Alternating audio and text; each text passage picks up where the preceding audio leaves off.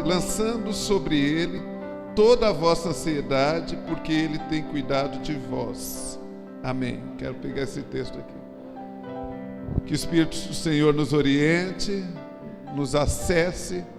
E, a princípio, eu vou ser um pouco técnico para melhor compreendermos este aspecto da depressão. É um fenômeno que marca essa geração. O Brasil tornou-se o país, segundo a Organização Mundial da Saúde, que mais consome ansiolíticos no mundo, né? O índice de doenças mentais, distúrbios psicológicos, tem aumentado muito no Brasil. E isso é alarmante, é preocupante, porque de alguma forma isso chegou no altar, isso chegou no púlpito. Nós estamos lidando hoje com questões subjetivas, né? A batalha da igreja, de alguma forma, ela foi para o campo da subjetividade humana, do ponto de vista do fenômeno que cerca o ser humano, aquilo que diz respeito a nós. Nós aprendemos a lidar muito tempo com algumas questões religiosas.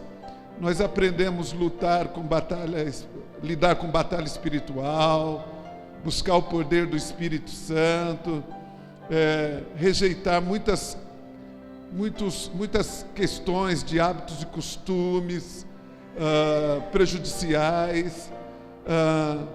Nos estruturamos muito bem na palavra, nos valores morais familiares. A igreja, ela é um baú de um tesouro para a nação. A igreja ainda é a esperança para a sociedade. Nós somos experts na Bíblia, em aconselhar, em direcionar. Somos experts em ajudar os outros. A característica prevalecente na vida de pastores é a do altruísmo, né? E isso acaba, de uma certa forma, também prevalecendo mais na vida do crente.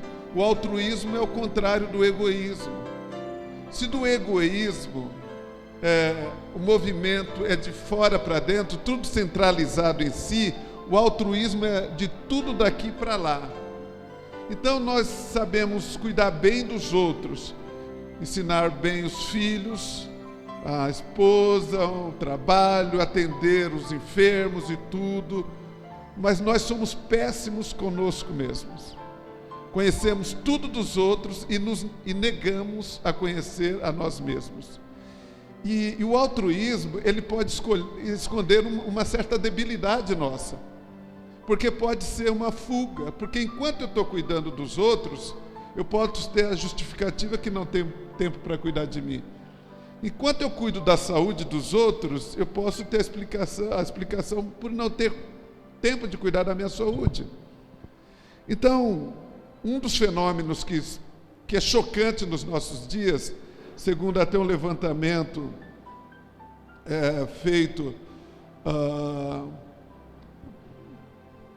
por uma revista conhecida, me fugiu a memória, editora, falando sobre o índice de suicídio entre pastores, que tem aumentado muito, né? E foi uma pesquisa feita nos Estados Unidos, mas o mais chocante é que aqui no Brasil isso tem acontecido mais rápido, muito próximo, né, de alguém que conhece alguém que se suicidou.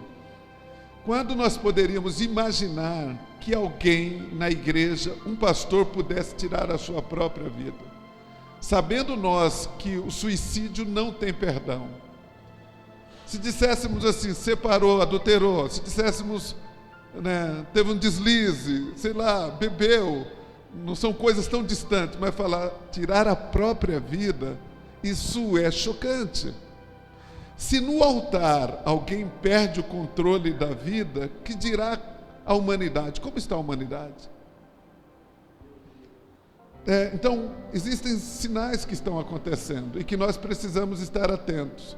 Então, como eu disse a vocês, né, nessa introdução, nós aprendemos muito a lidar com questões fora, mas nós somos péssimos conosco mesmo. Somos péssimos. Sentir as suas sensações, nomear o que você sente, perceber as suas limitações, os seus medos. Então, se o altruísmo é uma característica muito boa dentro do campo social.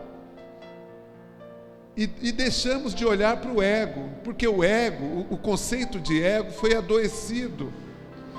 Outro desafio nosso da igreja está no campo das semânticas. O sistema, de alguma forma, sutilmente, ele vem desconstruindo todos os valores cristãos, sutilmente.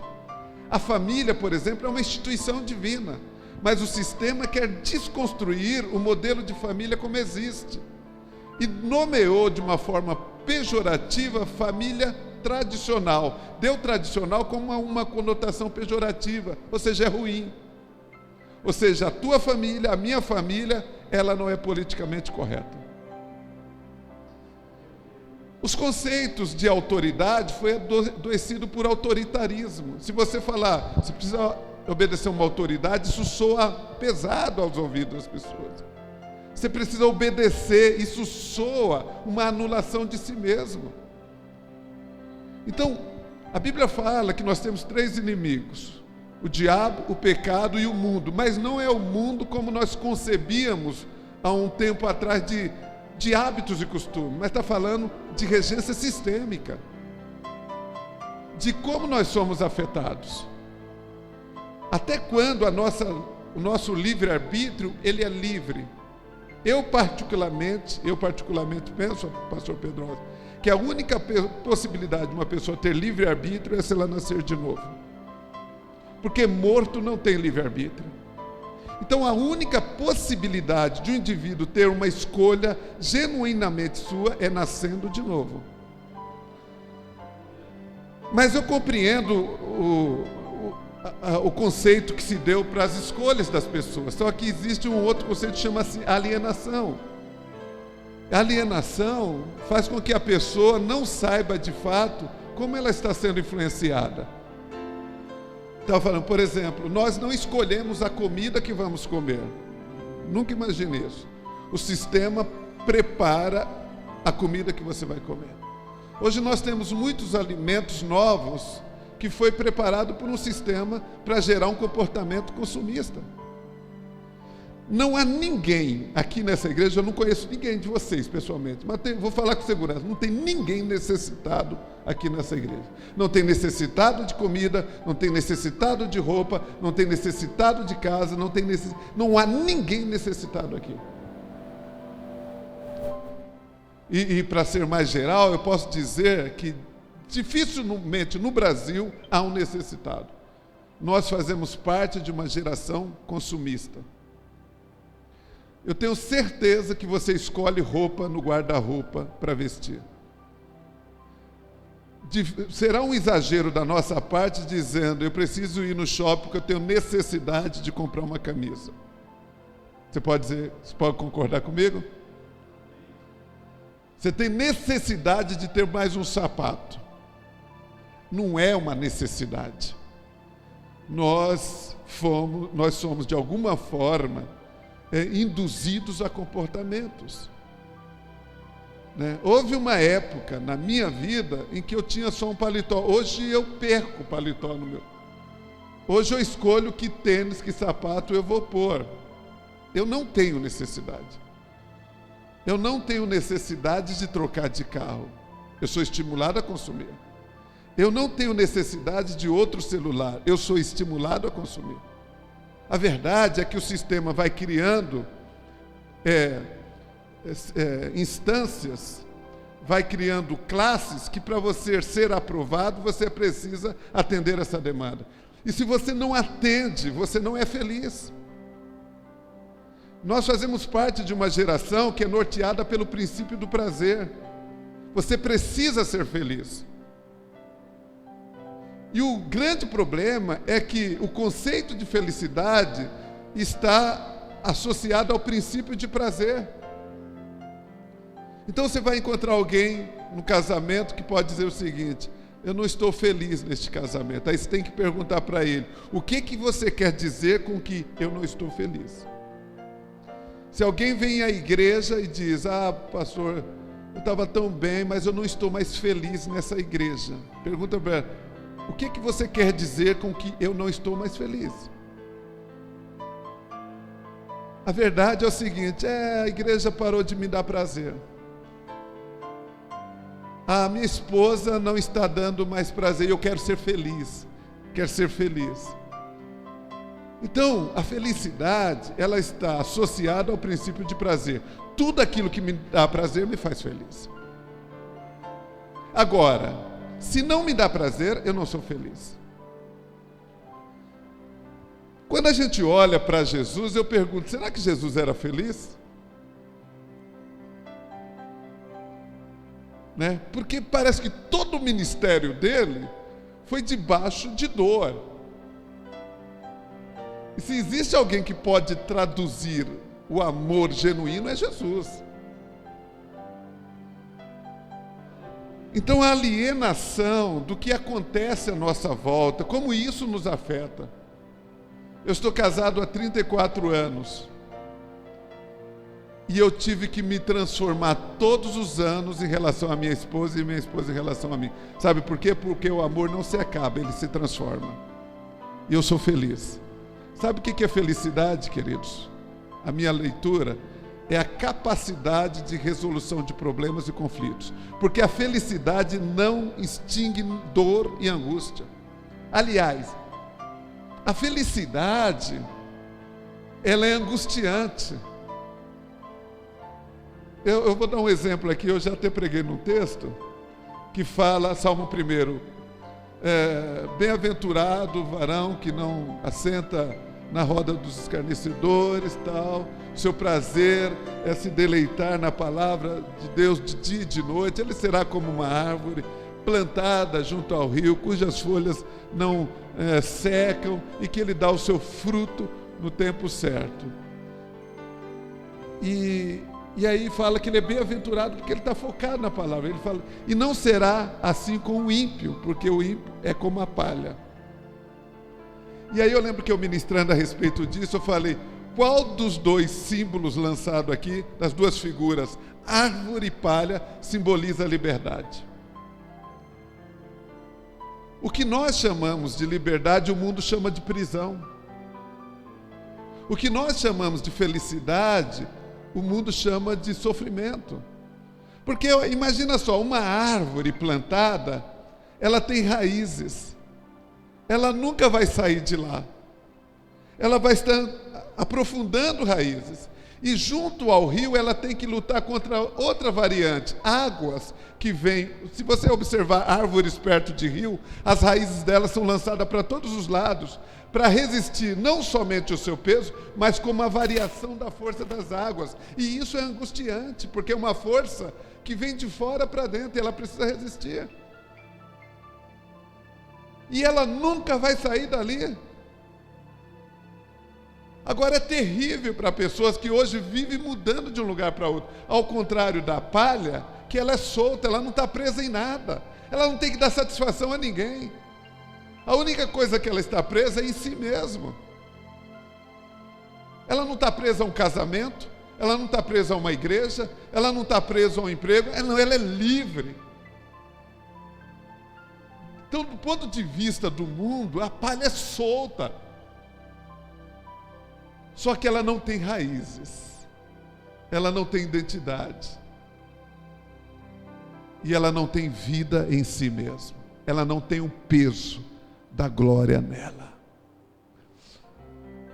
Então, só para desconstruir um pouco do conceito que a gente tem que lidar, semântica é aquilo que estuda o significado, mas até a palavra semântica ganhou um significado meio que superficial, é aquilo que soa.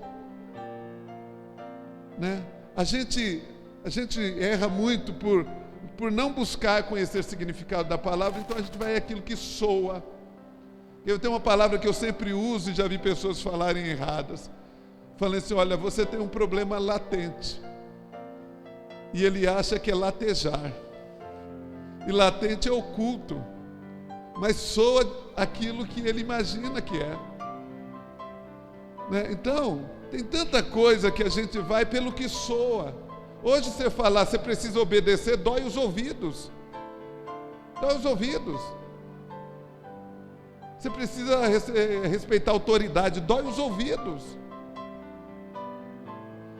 Então a semântica, o sistema vai adoecendo palavras para te induzir a comportamentos e te distanciar de premissas verdadeiras. Bom, com isso o que eu quero falar?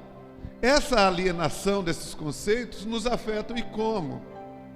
Então eu não posso ficar apenas limitado à cosmovisão bíblica, porque é a lente pelas quais eu enxergo o mundo, mas eu preciso saber como eu sou enxergado pelo mundo também. Quais são as lentes que olham para mim, as lentes que olham para a igreja. E nós fomos treinados por uma geração para atender uma demanda. O diabo, ele é estratégico. A igreja é um organismo vivo que se transforma. E a diversidade também cria estratégias novas a fim de impedir o crescimento da igreja. E uma das estratégias é adoecendo as pessoas. Deixa eu dizer uma coisa, um dos maiores problemas na igreja nosso não é com Deus. Nosso espírito não tem problema com o Espírito de Deus. Dificilmente você vai ver alguém saindo da igreja dizendo, estou saindo da igreja, por quê? Dificilmente, talvez você nunca tenha ouvido. Estou saindo porque eu estou com raiva de Jesus. Estou saindo porque o Espírito Santo nem liga para mim, então não quero mais saber de Jesus, ele me feriu. Você nunca vai ouvir alguém dizer assim. Você vai ouvir alguém dizer, eu estou triste com a igreja, com o irmão fulano, mas eu estou bem com Deus. Quando o apóstolo Paulo fala que a nossa luta, que ele fala, a carne é fraca, mas o Espírito está pronto, eu vou te dizer uma coisa, eu acho que você vai me entender. Você vai perceber que às vezes tem coisas em você, do lado de você, em torno de você, que você está rendido e cedido, mas tem algo muito mais forte do que você, que te mantém de pé. Quando você quer largar tudo, mas tem algo que te constrange a estar na presença do Senhor, e que te sustenta, e que não é a tua vontade, porque tem um lado seu que já está rendido e cedido. Então o apóstolo Paulo fala, o Espírito está pronto. Então eu não tenho crise no Espírito, cara. Eu nasci de novo. Eu sou filho de Deus, você é filho de Deus. Um dos grandes problemas nossos está na alma, e cujo a divisão é uma linha tênue. Tanto que o apóstolo Paulo fala que a palavra de Deus é capaz de dividir a alma do Espírito. Por que ele enfatiza isso? Porque a linha é muito tênue. Perceber qual é o limiar da alma e do Espírito é só pelo Espírito Santo mesmo. E então, assim, para nos chocar, infelizmente a igreja tem sido afetado com isso. Não é um problema ter algum tipo de disfunção emocional e psicológica. Hoje nós fazemos parte de um resultado de uma geração que é classificada por uma geração de transtornos de ansiedade, infelizmente, né? Mas isso por muitas coisas. Estava ouvindo o escritor Augusto Cury, e ele falou que há uma perspectiva de em cada duas pessoas, uma desenvolver algum tipo de disfunção psicológica. E ele estava falando algumas causas. Por exemplo, uma criança de 9 a 14 anos tem mais informação de que o imperador de Roma naquela época. Tem mais informação. E nós temos um limite aqui da caixa aqui, ó. Só que nós somos bombardeados por informações. Você é obrigado a saber, você é obrigado a estar conectado, você é obrigado a atender uma demanda que você não vai conseguir atender, e você vai se sentir infeliz.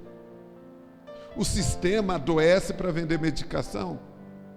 Não nos enganemos, queridos. Não parece, né, o que eu vou dizer aqui não é uma assim, alguma coisa assim,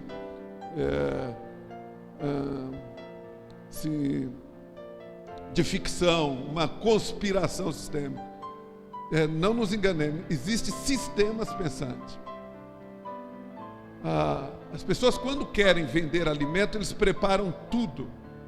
Tudo é preparado, até medicação. Um dos mercados que gera muito lucro numa sociedade são as drogas, os medicamentos. Então, adoecer pessoas para vender medicamento, não pensa que não tem mentes que pensam a respeito disso. E eu estou até nem entrando para o campo espiritual, para mostrar uma regência espiritual. E todos os meus pacientes, 99,9%, são crentes, são pastores, são líderes, né? E que vão, às vezes, com um diagnóstico de depressão, síndrome do pânico, uma ansiedade não sob controle. Mas vamos enfatizar aqui um pouco dessa teoria aqui, um termo mais técnico, que depois eu entro em alguns exemplos bíblicos aqui. A depressão trata-se de um distúrbio mental caracterizado por uma perda de interesse de atividades, prejudicando significativamente o dia a dia. As causas possíveis incluem uma combinação de origens biopsicossocial, ou seja, ela pode ter uma causa genética, ser orgânica. Algumas pessoas podem ter um quadro comórbido, ou seja, uma predisposição para desenvolver algum tipo de doença, algum tipo de disfunção. O que se percebe isso mais acentuado são pessoas que já tiveram histórico de dependência química. Então, a grande maioria de dependentes químicos, seja ele de álcool, drogas e outros hábitos, né, viciantes, tem um quadro comórbido de depressão. São picos depressivos, né? A depressão é uma sensação da falta, de um vazio, né? Você imagina uma panela de pressão com pressão, então imagina uma panela sem pressão, uma sensação do vazio. Alguns casos, por exemplo, chama-se depressão pós-parto ou estresse pós-parto.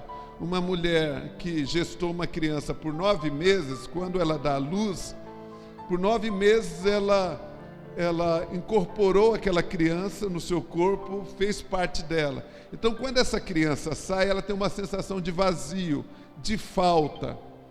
Então, dependendo da estrutura dela, se ela tiver uma predisposição para a depressão, aquilo pode ser acentuado. Mas é basicamente isso, a sensação da falta. Psico, né? Está na questão da gestão das emoções. A habilidade de lidar com a frustração. Nós vivemos uma geração de jovens, adolescentes, jovens adultos. Por exemplo, para vocês terem uma ideia, a faixa etária que classifica a adolescência hoje vai até os 24 anos. Na minha época, até os 16 anos. Jovens estão se casando a partir dos 30 anos. Na minha época, 21 anos. Mas o que acontece? Há muita coisa mudando. E às vezes nós ficamos fixados no passado, numa história, tudo muda. As coisas não mudam lá fora, mudam aqui dentro também. Esse dia eu estava visitando um discípulo da igreja, estava meio triste. Essas coisas comuns da igreja, de pegar alguém desanimado com a igreja, decepcionado com isso, coisas comuns nossas. E aí eu fui lá bater um papo com ele, tomar um chá e tal, e ele abriu o coração e começou a falar: pastor, sabe o que é? Estava comentando que a nossa igreja não é a mesma de 2 anos atrás. Eu falei: não é mesmo, você também não é. Você casou, tem filhos, está com o pai doente, tem a família, tal. Como é que isso não vai mexer com você? Como é que isso não vai afetar a tua relação com a igreja? Não é a igreja que mudou. Ele não percebeu que ele mudou também. Então, o saudosismo, por exemplo, a igreja de 1920, a igreja boa é agora, querido. Para que amanhã você não olhe para cá e fale: olha, aquela vez. Não. Tudo está mudando. Se fala da igreja, a igreja primitiva, por exemplo. Às vezes tem gente que enaltece, porque a igreja primitiva não chega aos pés da nossa igreja hoje. Era uma igreja extremamente complicada, cheia de problemas, uma igreja que ainda nova, cheia ainda de proselitismo, muitas coisas. O que se pega de primitivo teria que ser as bases apostólicas pelas quais ela fora fundada, etc. Mas a questão das dinâmicas, a igreja sempre lidou com pessoas somos nós temos problemas, nós nos achegamos a Cristo por carência, por necessidade. Quando nós carregamos essa carga de informações, e como eu falei, nós somos expertos em cuidar dos outros e péssimos conosco mesmo. Então essa questão da gestão das emoções, você sabe o que é ficar nervoso? É quando os meus desejos não são atendidos. Então, se eu venho aqui, crio uma expectativa nessa igreja, e a minha expectativa não foi atendida, eu fico chateado. Eu não sei lidar com a minha frustração. Não aconteceu como eu queria, como eu imaginei. Isso me gera uma frustração. Mas sabe quem eu penso? O culpado é ele. Nós sempre estamos buscando fora a solução para aquilo que está aqui dentro. Isso é um problema. E é claro na Bíblia, Jesus Cristo procurou deixar claro que é do homem, lá de dentro do coração, que procede todos os maus desígnios. Tudo nessa. Mas é muito desafiador parar e ouvir. Você sabe que fazer psicoterapia é para forte, não é para doente. Fazer psicoterapia, a pessoa sai bem melhor, sai muito melhor. É uma coisa extraordinária. As pessoas, líderes, saem melhores, porque na verdade é a única oportunidade que eles vão ter de escutar a sua voz. Ter oportunidade de escutar a sua voz, escutar os seus sentimentos, dar nome àquilo que dói no coração dele. Então, um dos problemas depressivos, e se eu não souber, tiver uma boa gestão das minhas emoções, eu vou ficar frustrado, e eu não vou saber lidar com a minha frustração, e eu vou nomear aquilo como derrota, como fracasso, e eu vou me entristecer. Uma outra é a questão social. São hipóteses de variantes. Como eu falei, a sociedade estabelece patamares para te classificar. Você é classificado pelo que você come, pelo que você usa e por onde você caminha. A sua roupa diz aonde você mora. O que você come diz sobre sua classe social. Tudo isso são patamares sociais. E nós somos estimulados a viver os altos patamares. E quando isso não acontece, eu posso classificar isso como fracasso. Porque a todo momento eu estou buscando uma referência fora de mim para eu me nortear.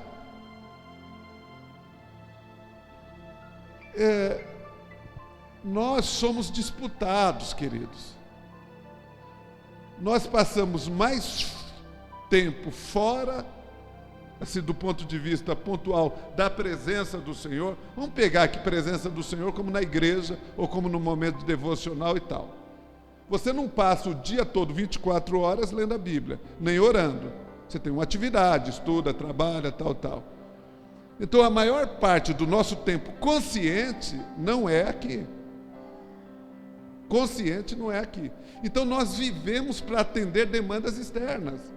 Isso acontece até na igreja. Às vezes a igreja quer, de alguma forma, criar atração para tentar atrair jovens, para tentar atrair adultos. Então a gente fala, vamos trazer aqui uns palhaços, vamos trazer aqui uma roda gigante, para a turma perceber que a igreja não é tão quadrada. A todo tempo a gente quer agradar, quer a aprovação do sistema.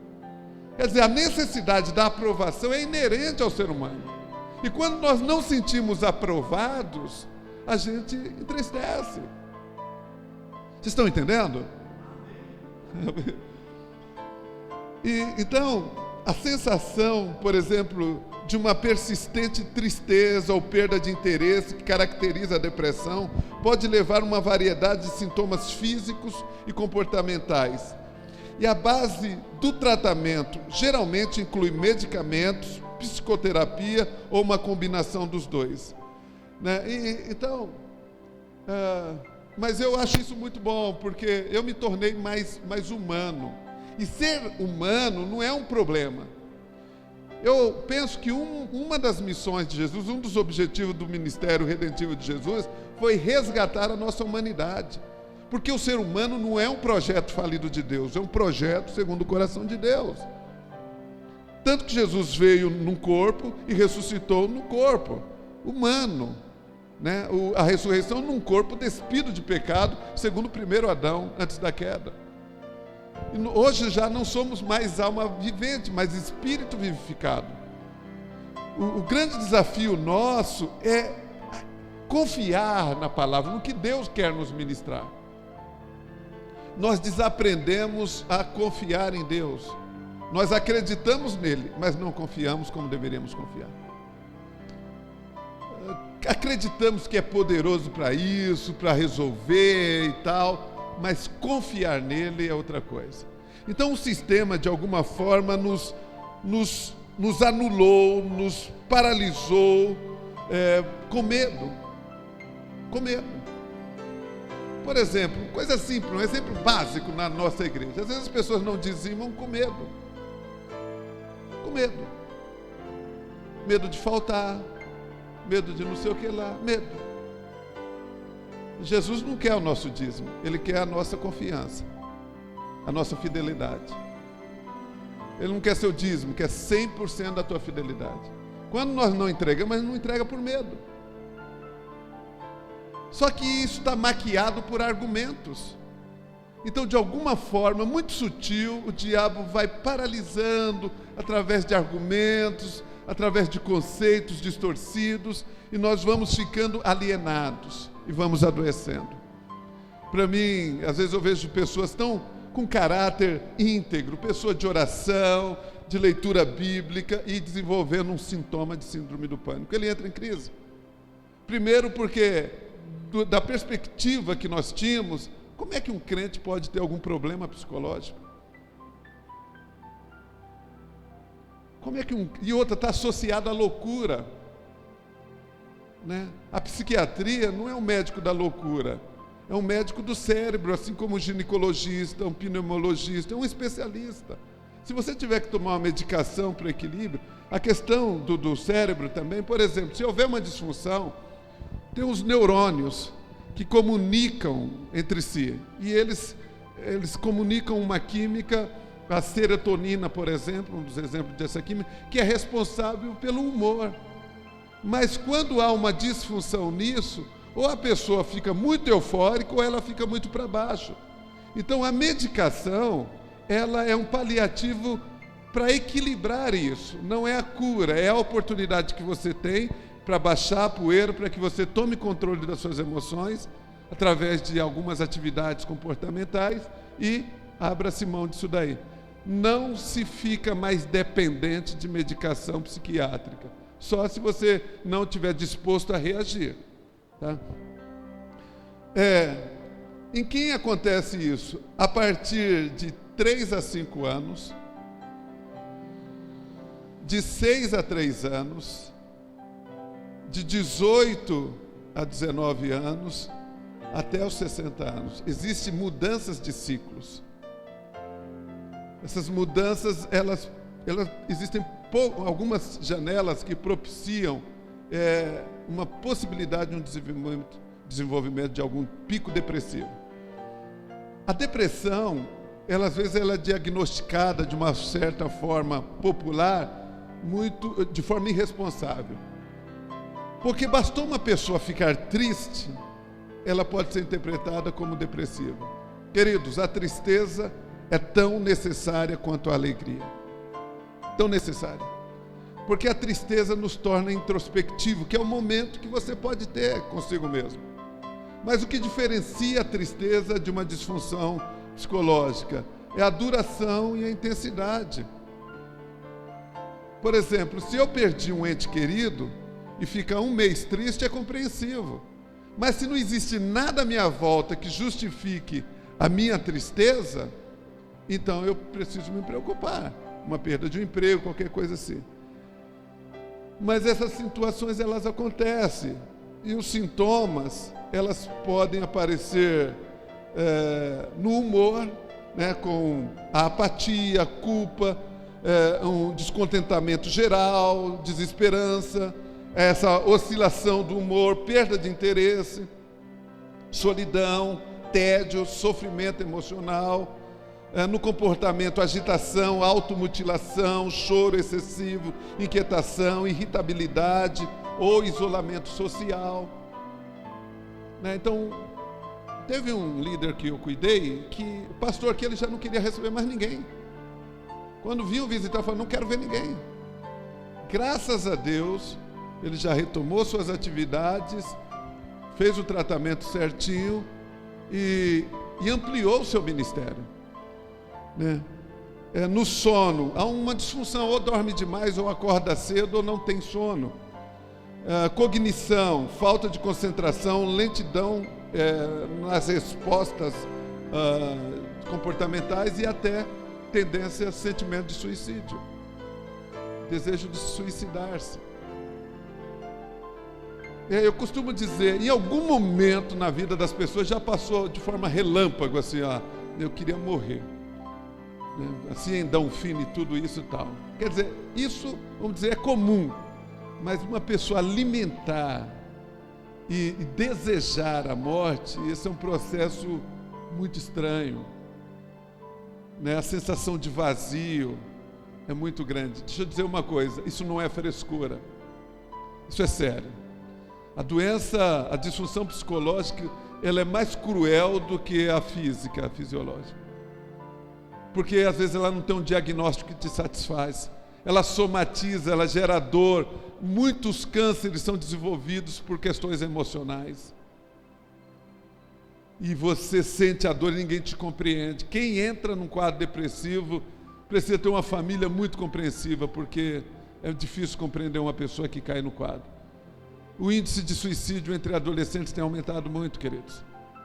É que o nosso mundo, às vezes, ele é muito, muito micro, ele é muito centrado em nós. A nossa visão, às vezes, ela precisa ser muito ampliada, para compreender as pessoas. No corpo, fadigas, sintomas, dores assim estranhas. Peso, alteração do peso, ou engorda ou perde peso. E também o uso muito comum, o uso de substâncias químicas, falta de apetite.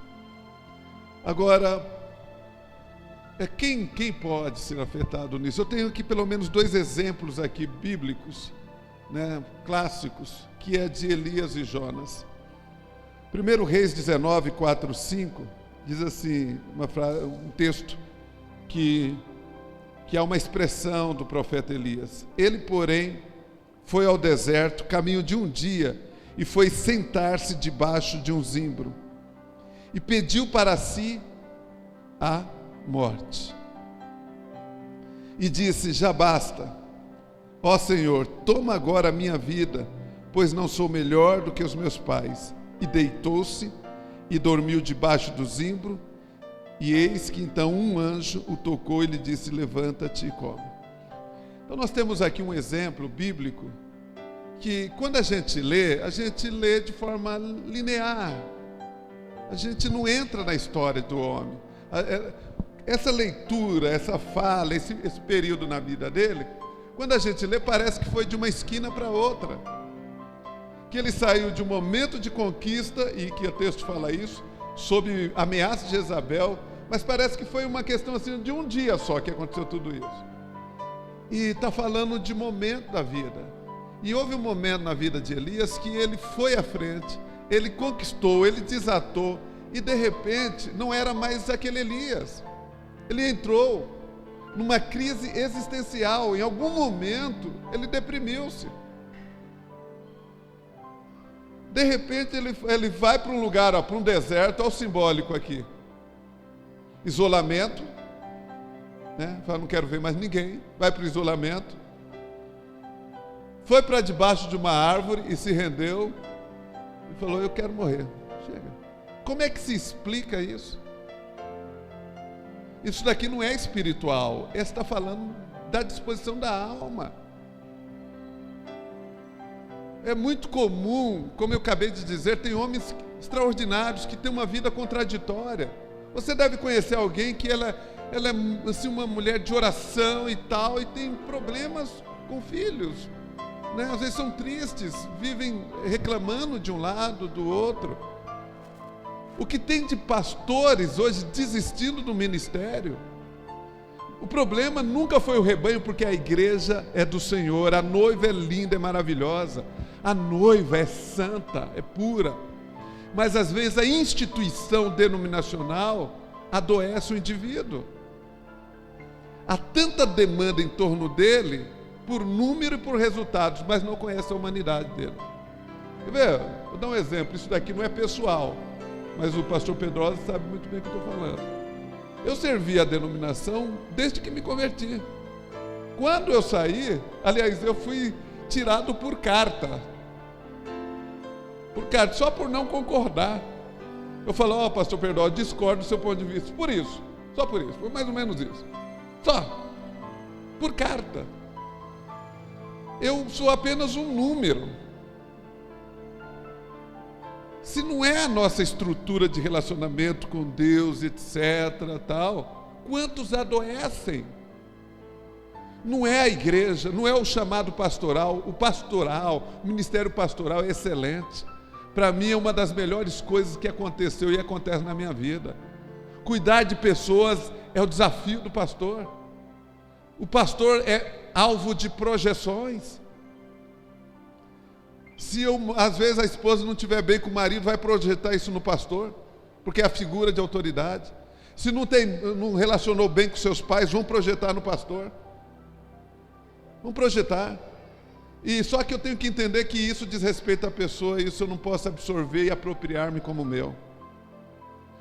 Se eu não souber gestar bem as minhas emoções, eu vou achar que eu sou culpado de tudo isso.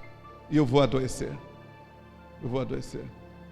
Você precisa cuidar dos outros sem se apropriar da enfermidade dos outros, porque ela não te pertence. Se você quer cuidar dos outros, a melhor forma de você fazer isso é ter uma boa saúde emocional para cuidar dos outros. Elias, esse exemplo aqui, serve de referência para nós. É preciso estar ligado, né? Então, ele se distancia, um sintoma, você começa a se afastar. É um exemplo, né, que eu lembro-me, particularmente meu aqui. Eu lembro quando eu não estava bem, quando eu ia à igreja, o primeiro lugar que eu sentava era lá atrás. Né? Eu sempre fui alguém do fundão, escola, sempre fui fundão. Fundão, cara que não quer muito contar. Então, eu, quando não via, se você quisesse me conhecer antes, no meu início da fé, quando eu estava no fervor, eu estava nos bancos da frente. Quando eu estava mais ou menos, eu estava no meio. Quando eu estava lá no fundo, eu estava assim, ó. Ninguém liga para mim. Então são sinais comportamentais. Por exemplo, como psicólogo, eu consigo fazer bem isso na igreja. Eu não fico neurótico para fazer leitura comportamental e de postura. Eu vou para a palavra. Mas isso é percebido. Então você pega um homem aqui que estava ali intenso na obra, e o que aconteceu foi espiritual, não era demônio, era um profeta cheio do poder de Deus, cheio da graça de Deus. O que é sofrível, como que isso pode acontecer com a gente? Então a causa exatamente do profeta Elias, eu não sei, mas ele estava sob perseguição, ele estava solitário. Outra explicação para a causa de muitos suicídios foi a ausência de amizade, pastor Pedrosa. Ausência de amizade. Existe uma expressão que eu ouvi de um colega, que a analogia que ele fez, parte é verdade, parte é mentirosa. Ele falou assim: pastor França, o pastor é um lobo solitário. Eu quis até entender o que ele quis dizer. A verdade é que é solitário. A analogia é que é ruim, é que é com lobo. Pastor tem que ser pelo menos como ovelha. Mas a analogia do lobo solitário que ele pegou foi o seguinte: Queridos pastores, de fato, eu nesses tempos eu tenho muitos amigos, tanto que terça-feira eu vou visitar 2 amigos em Araçatuba e em Birigui. Um que desenvolveu um câncer na cabeça por problemas emocionais, problemas de ministério. Mostrou minha foto, eu falei, estou indo em Araçatuba, vou sair 6 horas da manhã, vou pegar um outro colega e vamos passar o dia lá com ele. Conviveu conosco no ministério, vou passar o dia com ele, estou indo aí só para passar um dia. Agora me diz uma coisa, isso eu não quero me gabar disso. Não é legal você, alguém de uma outra cidade, falar, não, só vou aí para passar um dia com você. Precisamos de amigos. Sabe por que as pessoas não fazem amigos? Para não serem feridas. Quando se fala em amigos, você está falando alguém que você pode confiar, alguém que não vai te ferir, alguém que não vai te trair, alguém que, sabe? Deixa eu dizer uma coisa, a única pessoa que pode te ferir e te trair é amigo. Porque os outros não vão gerar essa expectativa em você. Concorda? E aí você não faz amigos, para não ser ferido, medo de sofrer. E aí sofre por não ter. Amizade é uma construção de relacionamento saudável, mas para isso você precisa conhecer a si mesmo. Eu dou sempre uma dica, é assim, olha, quando doer aqui, isso é teu, não é do outro. Se eu chegar aqui e você está num lugar que é meu, digamos que está aqui, que esses obreiros aqui, mas esse lugar é meu. Aí eu chego, tem, rapaz, tomou o meu lugar. E aí eu vou para ali, e o culto acabou para mim. Porque tem gente que perde o culto por algum detalhe. Passou 20 minutos, o culto acabou. Acabou. Ele está ali, que vai estar glorificando, mas 20 minutos, acabou o culto. Aí acabou, travou, e dependendo como é que foi, aquele cara que estava glorificando já sai emburrado. E aí ele vai falar que a culpa é dele. Ele falou, ele não soube lidar, doeu lá. Porque quem continuou está bem. Os outros 3 estão ali, estão bem, não estão sofrendo, mas eu sentei ali naquele cantinho sofrendo. Aonde está doendo? Neles ou em mim? E aonde está o problema? Neles ou em mim? Em mim. Mas quem eu vou culpar? E eles nem fizeram nada para mim, estava ali sentado no meu lugar, que nem sabia, primeira vez que chegaram, sentaram no lugar. São coisinhas tão pequenas que a gente vai passando. A questão é como isso me afeta. Se eu sou uma pessoa intolerante comigo mesmo, com os meus sentimentos, que desconheço as minhas sensações, como é que eu vou relacionar-me bem com os outros? Deixa eu dar um exemplo conjugal.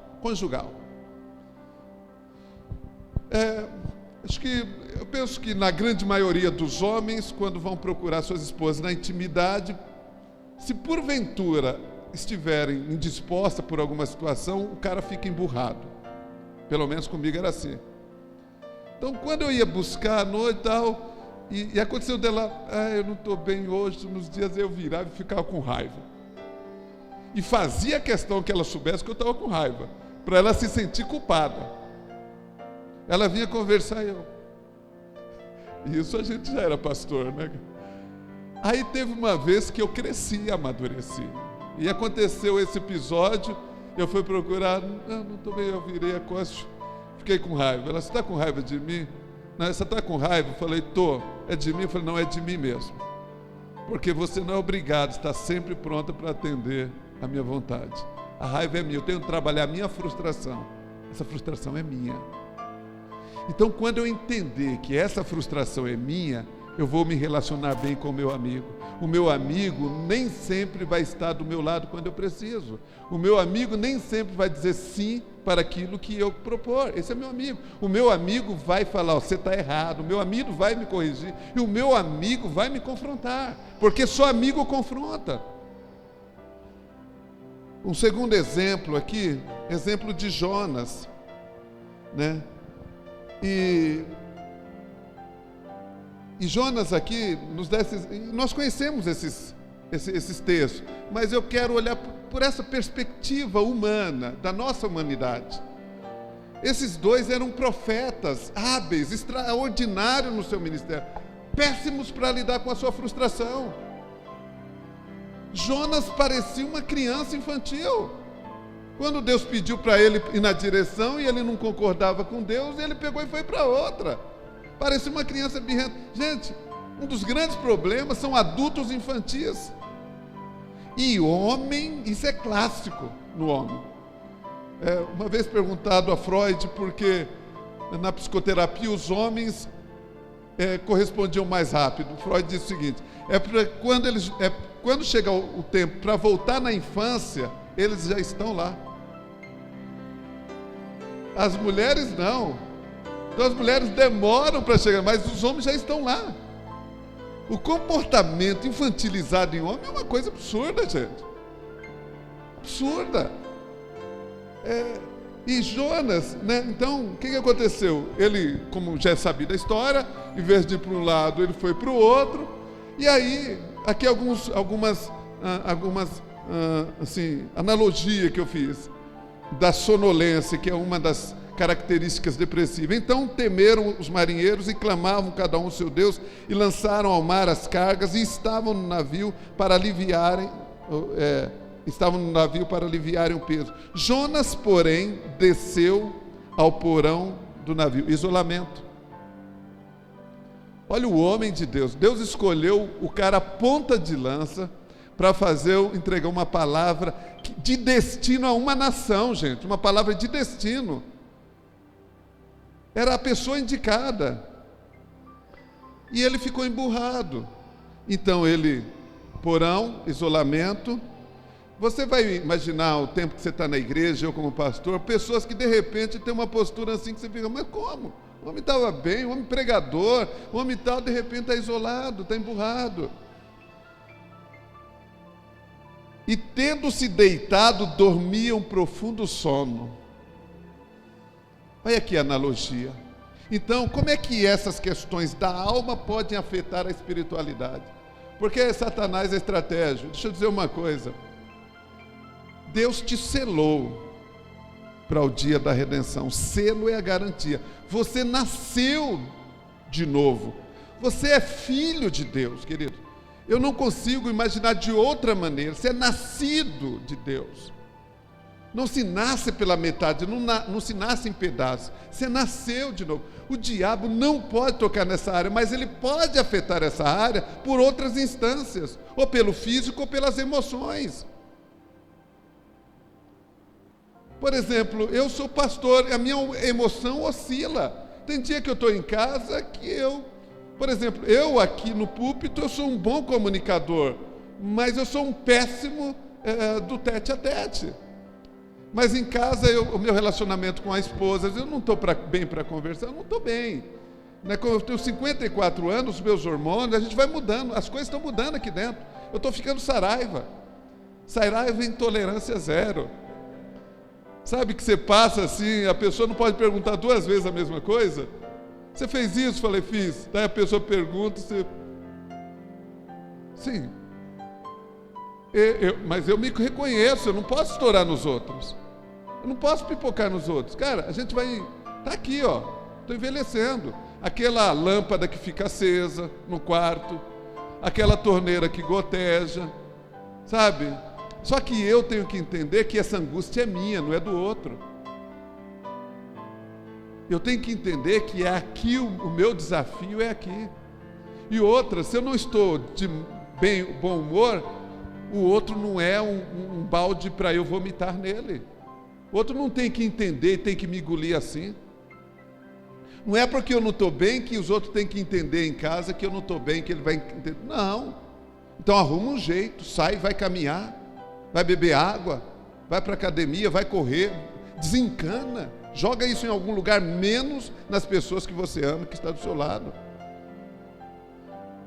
Então, às vezes eu tenho que falar para minha esposa, falar, amor, hoje eu não estou a fim de conversar. Ela, tudo bem, ela fica no meu lado ali, fazendo um cafuné aqui, ó, e vai me tranquilizando, e eu estou bem. E às vezes eu falo, amor, vamos falar sobre isso. A gente pode conversar nisso em outro tempo, porque eu não estou bem para falar sobre este assunto agora. E o cônjuge compreende, a gente vai evitando estresse. Jonas, ele preferiu, ele deprimiu solitário. Gente, outra coisa. Você percebe aqui esses profetas, essa característica de deserto. Tem um simbólico nisso, mas a orientação de Jesus é que façamos amigos, para quando chegar o dia mau, você tenha quem recorrer. A questão é, você tem amigos, você precisa fazer amigos, precisa ter amizade. Igreja é relacionamento. Uma das questões que eu levanto na clínica, dependendo adolescente, jovem, eu pergunto: fala-me sobre os seus amigos. Eles ficam assim pensando, e não tem amigos. Tem amigos virtuais, tem mais de 5.000 seguidores no Facebook, mas não tem um amigo pessoal. A interação familiar, ela está virtual. Como é que isso nos afeta? Isso vai nos afetar, querido. Nós estamos vivendo uma geração que a gente precisa abrir o olhar e falar: opa, preciso fazer alguma coisa.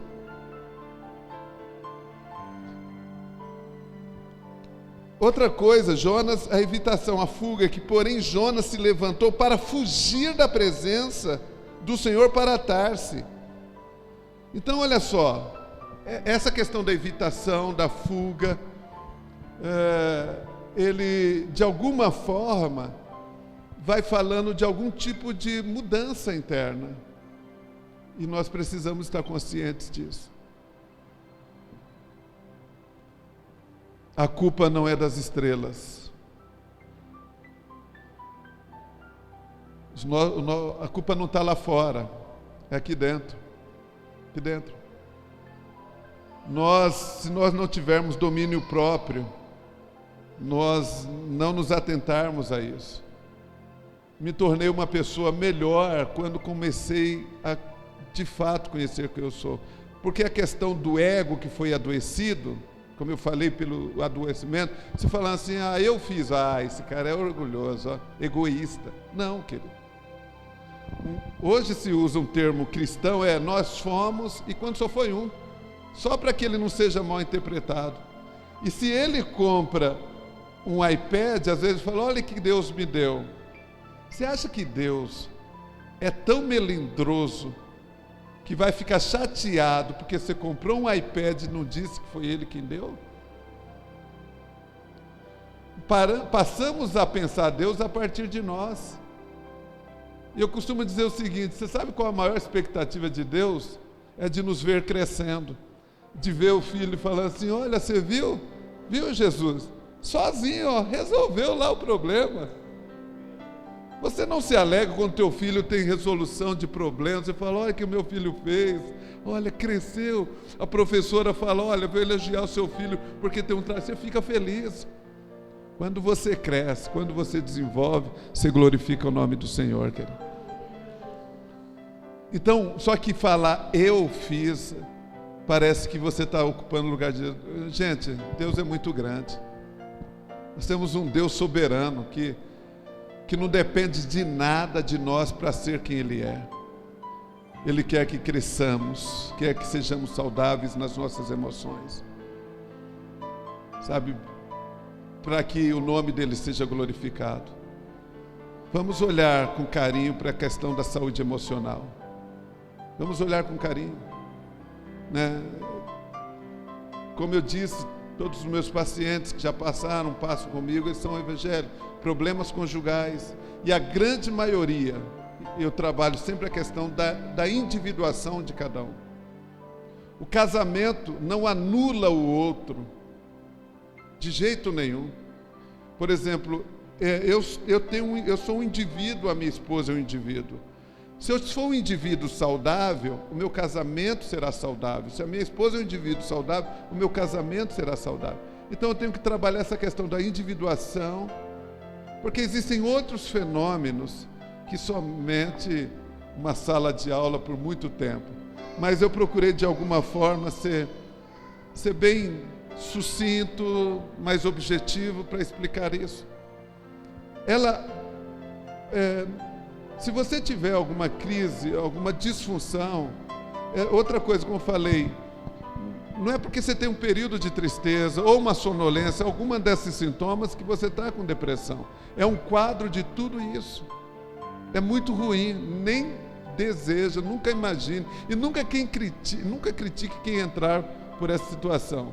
Mas a atitude sábia: procure um profissional, um médico. Procure um clínico, que vai, no caso da mulher, do homem, vai fazer toda uma bateria de exames, hormonais, tudo isso vai alterando, questão de tireoide, tudo isso aí vai alterando. Por isso a importância de saúde. Depois que ele descarta todas as hipóteses fisiológicas, orgânicas, encaminha para um psicólogo ou para um psiquiatra. Acho que vai para um psiquiatra, dependendo.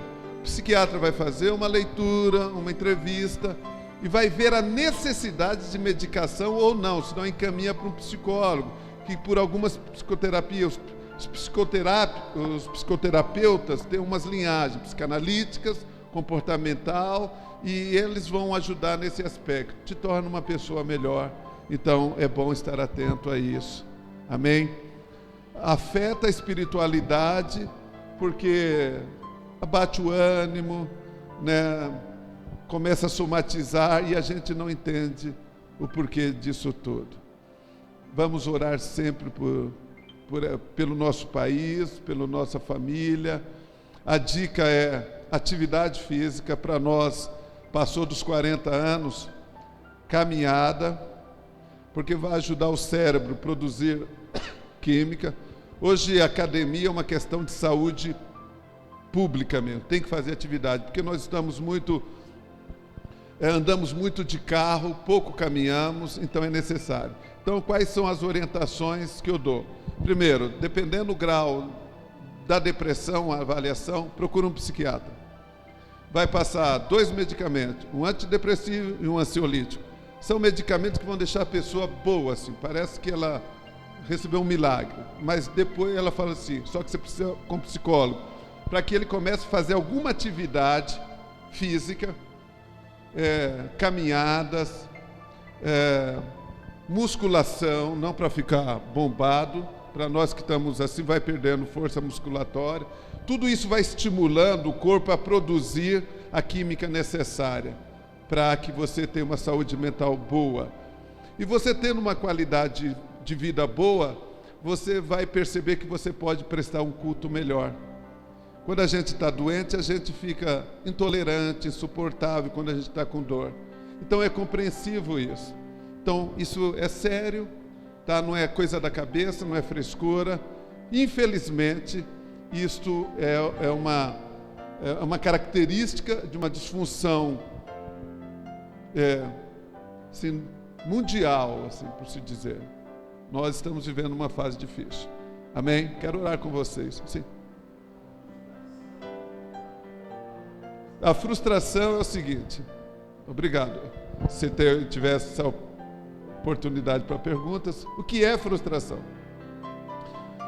Frustração é quando a minha expectativa não é atendida, ela não gera isso. A frustração é o seguinte, eu dei um exemplo aqui, eu gero uma expectativa em você, tá? E aí eu venho aqui para a igreja, o pastor Pedrosa, ele não está falando nada. Você vai ser uma bênção, você vai ser obreiro aqui, digamos que ele está pregando. Só que eu estou ouvindo para mim, eu gero essa expectativa nele. E aí, para mim, aquilo foi claro, porque a comunicação tem um fenômeno, aquilo que eu falo e o que o outro escuta. Aí eu pego ô pastor Pedrosa, eu ouvi o senhor falar aí, que foi tal e tal, eu quero ser obreiro aqui. Aí o pastor Pedrosa, não, do jeito que ele falou ia ser agora, do jeito que eu ouvi. Foi o jeito que ele falou, o jeito que eu escutei. Aí o pastor Pedrosa falou, que bênção, só que você vai ter que esperar, porque você vai fazer o batismo, você vai fazer aquilo, tal. Quando passar, e aí eu fico frustrado. Por quê? Porque a minha expectativa não foi atendida. Bom, nós vivemos uma geração com baixa resistência à frustração. Meninos super protegidos.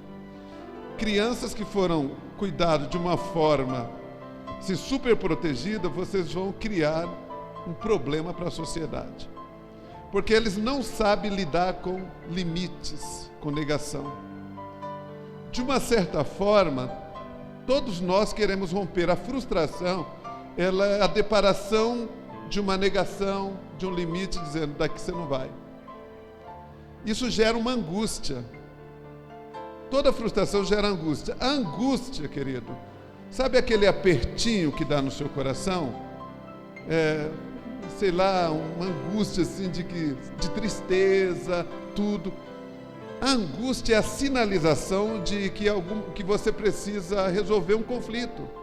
Pastor Pedrosa disse, não, você vai ter que esperar, gerou uma angústia. A angústia é a sinalização, tipo, trabalhe a sua frustração. Ele não disse que você não vai ser obreiro, ele disse que você vai ser, mas não agora, ali. Se eu fui educado para receber tudo no meu tempo, eu não vou conseguir lidar com isso, então eu vou sair daqui. Mas a frustração é sempre isso, é bater de cara com a porta fechada. Você vai visitar alguém, chega lá, bate, não tem ninguém, frustrado. Então a frustração é não ser atendido no seu tempo, na sua expectativa. Isso falando de um modo bem simplista. Então você precisa lidar com a frustração. Eu tenho um pastor na minha vida. Eu entendo, né? Por exemplo, eu na minha leitura, o pastor nunca deixou de ser ovelha. Ele tem natureza de ovelha. Só que ele precisa ser apacentado. Infelizmente, as instituições preparam classes hierárquicas, mas não pastoral. Então, por exemplo, eu não sou pastor da minha esposa, eu sou marido dela. Então ela não pode gerar uma expectativa pastoral em mim, mas de marido. E se eu for um bom marido, eu sou um bom pastor. Eu não sou o pastor dos meus filhos, eu sou pai. Existem as expectativas sociais. O que se espera de um bom pai, socialmente falando? Não tem expectativas? Uma mãe que deixa o filho na lixeira, como ela é vista como uma mãe? Desnaturada e tal. São expectativas sociais. Ninguém quis saber que ela teve um pico depressivo, que eu falei da depressão, e não sabia como cuidar dessa criança, mas ela já é vista assim. Então são expectativas. Então, quando alguém não atende às expectativas sociais dos papéis, tem a frustração ou a decepção. Então, por exemplo, eu tenho um pastor sobre a minha vida, né? Ele não é presidente, não, ele é pastor. Ele cuida da minha casa. Duas vezes por mês nós nos encontramos, ou num café ou na casa dele. 2 vezes. Passamos o dia, almoçamos juntos com o pastor. Quando eu estou com alguma queixa, compartilho com ele, ora pela minha casa, pelos meus filhos, e nele, lá eu me sinto ovelha. E tem vezes, por exemplo, que as minhas expectativas nele não são atendidas. E aí eu penso, calma lá, se ele não me atendeu nessa expectativa, eu preciso trabalhar minha frustração. Porque está doendo aqui, não lá. Porque a expectativa foi gerada por mim. Por exemplo, você manda uma mensagem de WhatsApp para alguém. Qual a expectativa? Que a pessoa te responda. Se tiver a farpinha azul, você sabe que leu. Foi por isso que eu desativei o meu, por causa da minha ansiedade. Então eu nem quero saber se a pessoa leu ou não. Porque a pior coisa é saber que ela leu e falou, olha, não respondeu. E aí fica por conta da sua perversa imaginação. A Bíblia fala que a alma é enganosa, o coração é enganoso. Então, se você não sabe lidar com isso, desativa. Tá bom? Mas são expectativas que a gente gera. Então, quando eu, por exemplo, eu percebo que eu mandei pelo tempo, ele não atendeu, eu falo assim, o silêncio dele me discipula. Quem sou eu quando não sou correspondido no meu tempo? Amém? Vamos orar?